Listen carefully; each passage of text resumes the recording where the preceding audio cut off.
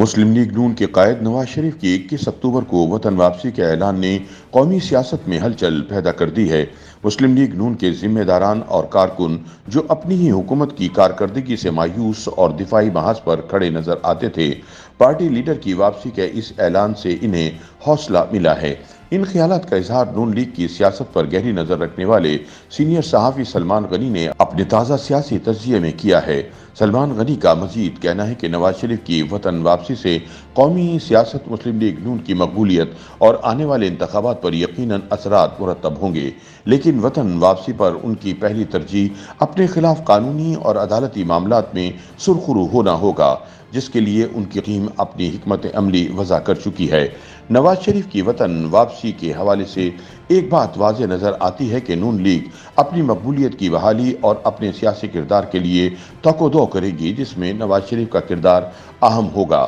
سلمان غنی کے مطابق موجودہ حالات میں نواز شریف کی وطن واپسی سے یہ امکان بھی پیدا ہو رہا ہے کہ انتخابی محاذ پر دیگر سیاسی جماعتوں اور قیادتوں کے لیے لیول پلینگ فیلڈ کا بندوبست بھی ہوگا، کیونکہ انتخابی عمل کو نتیجہ خیز بنانے کے لیے کسی بھی سیاسی جماعت اور قیادت کو اکھاڑے سے باہر رکھنا ممکن نہیں۔ البتہ ایک بات جو ملکی حالات کے پیش نظر کہی جا سکتی ہے کہ اب انتخابی عمل کے نتیجے میں کسی جماعت یا قیادت کی سولو پرواز ممکن نہیں ہوگی، اور ملکی معیشت کی بحالی اور جمہوری عمل کی تکمیل میں اجتماعی کوشش میں بڑا کردار نواز شریف کو مل سکتا ہے۔ سلمان غنی کے بقول نگران حکومت اور الیکشن کمیشن کی جانب سے ملک میں انتخابی عمل کے دوران لیول پلینگ فیلڈ مہیا کرنے کے واضح اعلان کے باوجود پیپلز پارٹی اور تحریک انصاف کے منحرفین پر مبنی نئی جماعت استحکام پاکستان کی جانب سے لیول پلینگ فیلڈ کو بنیاد بناتے ہوئے نون لیگ کو ٹارگیٹ کیا جا رہا ہے۔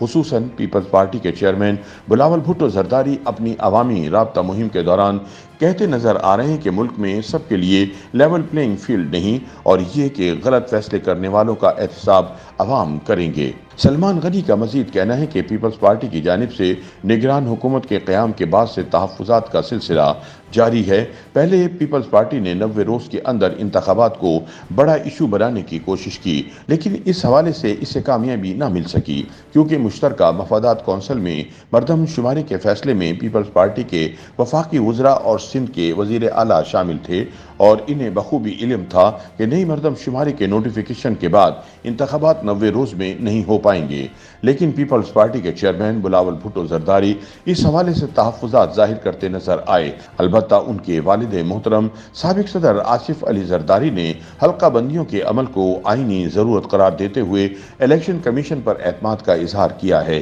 زمینی حقائق کا جائزہ لیا جائے تو سندھ میں نگران حکومت کے قیام کے بعد کرپشن، لوٹ مار، ڈالر کی قیمت میں اضافہ اور پیٹرول کی اسمگلنگ کے عمل میں ملوث لوگوں کی گرفتاریوں نے پیپلز پارٹی کی لیڈرشپ کو پریشان کر رکھا ہے۔ لہٰذا پیپلز پارٹی کے چیئرمین بلاول بھٹو کی رابطہ مہم اور انتخابی عمل بارے ان کی جانب سے ظاہر کیے جانے والے تحفظات کو اسی تناظر میں لیا جا رہا ہے۔ جہاں تک لیول پلینگ فیلڈ کا سوال ہے تو چونکہ ابھی انتخابی شیڈول کا اعلان ہی نہیں ہوا، اگرچہ صدر مملکت نے گزشتہ روز چیف الیکشن کمشنر کو لکھے خط میں 6 نومبر کی تاریخ کی تجویز دی ہے، تاہم انتخابی شیڈول کے اعلان کے بعد یقیناً اس حوالے سے تحفظات کو دور کرنا الیکشن کمیشن کی ذمہ داری ہوگی۔ سلمان غنی کے مطابق آنے والے انتخابات بارے اطلاعات یہ ہیں کہ الیکشن کمیشن انتخابی عمل سے کسی جماعت کو باہر رکھنے کے حق میں نہیں، اور نہ ہی کسی جماعت کے انتخابی نشان پر اثر انداز ہونا چاہتا ہے۔ البتہ حالات اور انتخابات پر گہری نظر رکھنے والے ماہرین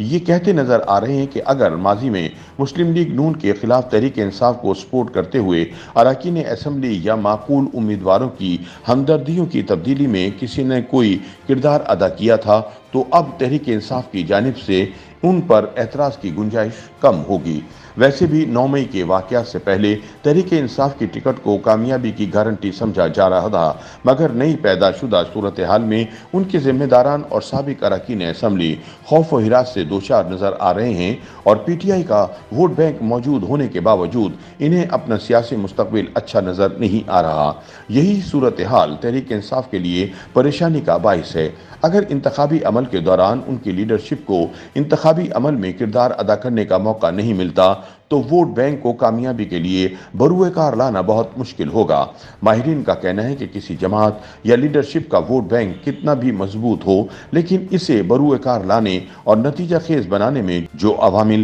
درکار ہوتے ہیں اگر وہ نہ ہوں تو پھر اس کا فائدہ نہیں مل سکتا۔ YouTube پر گوگلی نیوز دیکھنے کے لیے youtube.com کی سرچ بار میں googly news T V type کریں۔ گوگلی نیوز کے پیج پر سرخ رنگ کے سبسکرپشن والے بٹن پر کلک کرنا نہ بھولیے۔ YouTube پیج پر اپلوڈ ہونے والی ویڈیوز سے باخبر رہنے کے لیے بیل آئیکن پر کلک کیجیے۔ آپ کو ہر نئی ویڈیو کے بارے میں نوٹیفیکیشن موصول ہو جائے گا۔